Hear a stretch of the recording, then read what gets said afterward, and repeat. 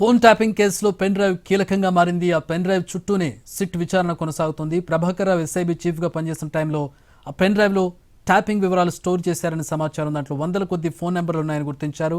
రాజకీయ నేతలు, జర్నలిస్టులు, హైకోర్టు జడ్జిల ప్రొఫైల్స్ను ఆ పెన్ డ్రైవ్లో స్టోర్ చేశారు. ఆ డేటానంతా ప్రభాకర్ రావు ముందు పెట్టి విచారిస్తోంది సిట్. ఈ పెన్ డ్రైవ్ ద్వారానే ట్యాపింగ్ చేసిన ఫోన్ నెంబర్లను దర్యాప్తు అధికారులు గుర్తించారు. ప్రభాకర్ రావు టీం అన్ని ఆధారాలు ధ్వంసం చేసిన ఆ పెన్ డ్రైవ్ మాత్రం దొరికిపోయింది. దానిని స్వాధీనం చేసుకున్న సిట్ కేసు ప్రూవ్ చేయడానికి తిరుగులేని సాక్ష్యంగా ఉపయోగపడుతుందని సిట్ భావిస్తోంది. ఎల్లుండి వరకు ప్రభాకర్ రావు నుంచి పూర్తి వివరాలు సేకరించేందుకు సిట్ దర్యాప్తు జెట్ స్పీడ్లో ముందుకు సాగుతోంది.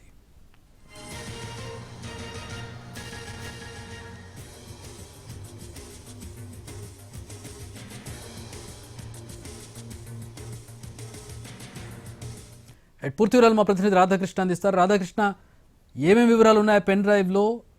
ప్రభాకర్ రావుని ఏ కోణాల్లో ఇన్వెస్టిగేట్ చేశారు? అంటే ఇంతకుముందు ఆయన నాకు తెలీదు అని, అలాగే సహకరించకపోవడం అనేది ఉండింది, కానీ ఇప్పుడు సాలిడ్ ప్రూఫ్ తోటి పోలీసులు ఇంట్రాగేట్ చేస్తూ ఉన్నారు.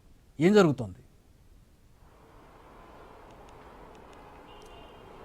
మరి మరో 2 రోజుల పాటే మిగిలి ఉంది ప్రభాకర్ రావుకు సంబంధించిన విచారణ. ఈ నేపథ్యంలో సిట్టు చాలా సీరియస్ గా విచారణ ప్రారంభించింది. ప్రస్తుతం ఇద్దరు సిట్టు బృందంలో ఉన్న అధికారులు ఇద్దరు ప్రస్తుతం జూబ్లీహిల్స్ లోని సిట్టు కార్యాలయానికి రావడం జరిగింది. అంబర్ కిషోర్ తో పాటు నారాయణ రెడ్డి ఇద్దరు అధికారులు కూడా ప్రస్తుతం ప్రభాకర్ రావుని విచారించడానికి కొద్దిసేపటి క్రితమే జూబ్లీహిల్స్ లోని సిట్టు కార్యాలయానికి చేరుకున్నారు.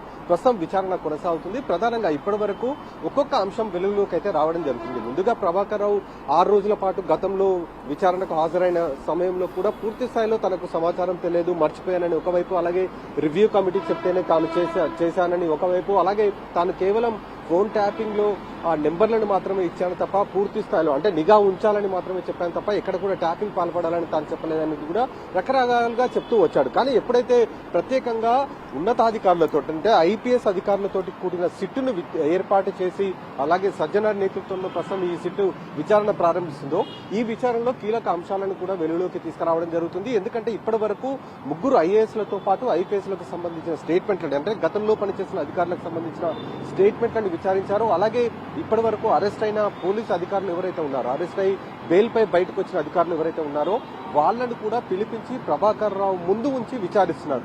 దీంతో చాలా వరకు విషయాలు కొత్త అంశాలు వెలుగులోకి రావడం జరుగుతుంది. ఇప్పుడు కొత్తగా పెన్ డ్రైవ్ అంశం కూడా వెలుగులోకి వచ్చింది.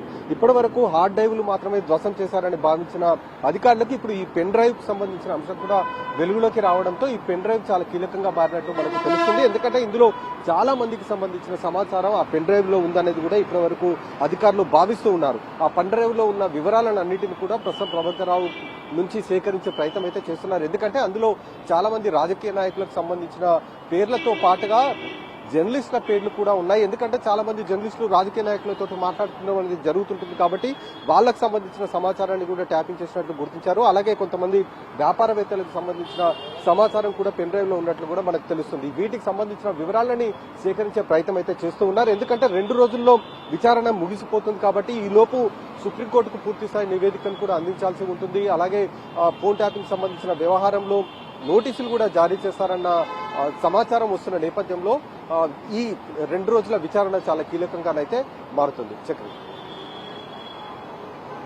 Thanks for the updates Radhakrishna.